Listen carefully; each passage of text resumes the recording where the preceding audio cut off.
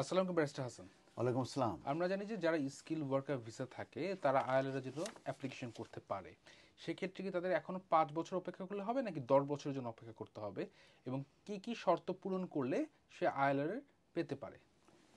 প্রথমে আমি বলি যে এই 5 ইয়ার্স আর 10 ইয়ার্সের যে ইস্যু, এটা মূলত প্রথম আমরা জানতে পারি 12 মে 2025-এ, যখন ইমিগ্রেশন হোয়াইট পেপার পাবলিশড হয়। সেখানেই যে 8টি ইমিগ্রেশন রুলসের চেঞ্জের ব্যাপারে যে প্রপোজাল আনা হয়, তার ভিতরে একটা ছিল যে স্ট্যান্ডার্ড পিরিয়ড ফর সেটেলমেন্ট, যেটা এই মুহূর্তে 5 ইয়ার্স আছে, সেটাকে 10 ইয়ার্স করা হবে।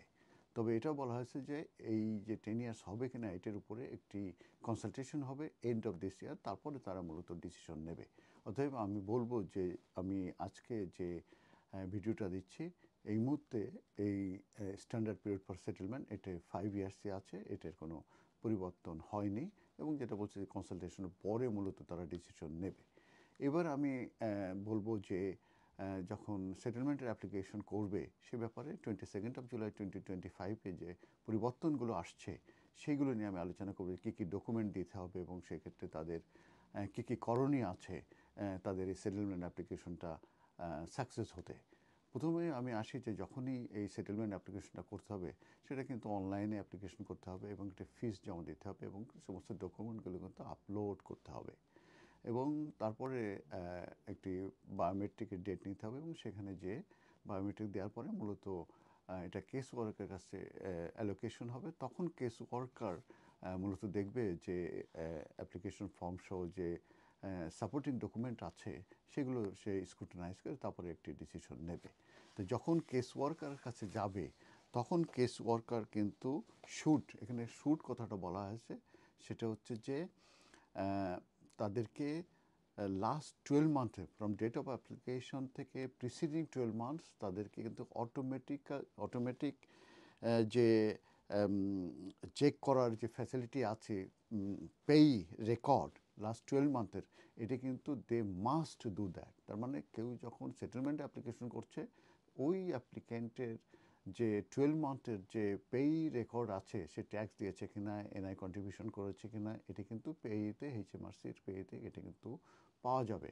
এবং সেটা কিন্তু হোম অফিসের সঙ্গে কিন্তু ওদের কিন্তু ডাইরেক্ট লিঙ্ক আছে এবং তারা কিন্তু ওইটাই তারা ঢুকতে পারবে। তো ওই অটোমেটিক যে সিস্টেম আছে সেটার মাধ্যমে তারা এটা চেক করবে, এবং যদি দেখে যে এই তাদের 12 মান্থসের এই ট্যাক্স দিয়ে আছে, এনআই কন্ট্রিবিউশন দিয়ে আছে, তাহলে কিন্তু এই সাইডটাই কিন্তু কাভার হয়ে গেল। অতএব যারা ট্যাক্স দিচ্ছেন না কিংবা ভবিষ্যতে যদি না দেন, এবং বিশেষ করে ওই লাস্ট 12 মান্থে, তাহলে কিন্তু তাদের অ্যাপ্লিকেশন কিন্তু পজিটিভ হতে কিন্তু সমস্যা হতে পারে। আর আরেকটা জিনিস বলা হয়েছে যে যদি দেখা যায়, তার মানে কি, তারা যেহেতু অটোমেটিক্যালি এটা চেক করবে, অতএব অ্যাপ্লিকেশনের পে স্লিপ কিংবা ব্যাঙ্ক স্টেটমেন্ট দেওয়ার প্রয়োজন নাই। তবে আরেকটা জিনিস বলা হয়েছে, যদি তারা যদি তারা চেক করতে না পারে, সেই ক্ষেত্রে কিন্তু তারা একটি পে স্লিপ এবং একটি ব্যাঙ্ক স্টেটমেন্ট কিন্তু তারা চাইতে পারেন কিংবা সাবমিট করতে পারেন। এবং সেটাতে বলা হয়েছে যে ডেট অফ অ্যাপ্লিকেশনতে যেন 31 ডেজের পুরনো না হয়, এটা 31 ডেজের ভিতরে এটা মূলত ডেটের হতে হবে, তাহলে তারা কিন্তু এটা অ্যাকসেপ্ট করবে। এরপরে life in the UK test যেটা আছে, যেটাকে knowledge of life in the UK, এই রিকোয়ারমেন্টসটা তাদের স্যাটিসফাই করতে হবে। কিন্তু ইংলিশ ল্যাঙ্গুয়েজ রিকোয়ারমেন্টস এটা তাদের স্যাটিসফাই করার প্রয়োজন নাই। আর তাদের একটি লেটার লাগবে ফ্রম দ্য স্পন্সর, তারা কনফার্ম করবে যে এখনও তাদের প্রয়োজন রয়ে গেছে অ্যাপ্লিকেন্টকে to work for them for the foreseeable future.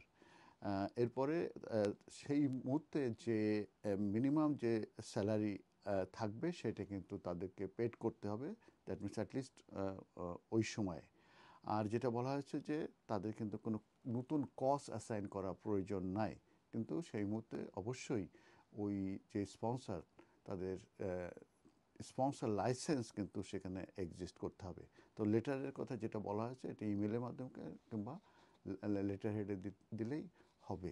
তো এই আর এছাড়া সুইটেবিলিটি টেস্ট সহ অন্যান্য যেগুলো আছে, 5 ইয়ার্সের যে রেসিডেন্স যে টেস্ট যেটা আছে, যে প্রত্যেক 12 মান্থে 6 মাসের বেশি ইউকের বাইরে থাকা যাবে না, এটাও কিন্তু তাদেরকে স্যাটিসফাই প্লাস সুইটেবিলিটি যে ক্রিমিনাল কনভিকশন সহ অন্য কোনো রকমের কনভিকশন কিংবা কোনো ব্যাড ক্যারেক্টার থাকতে পারবে না। এই ডকুমেন্ট এবং এইভাবে যদি রিকোয়ারমেন্ট স্যাটিসফাই করা যায় তাহলে কিন্তু তাদের অ্যাপ্লিকেশন সাকসেস হবে।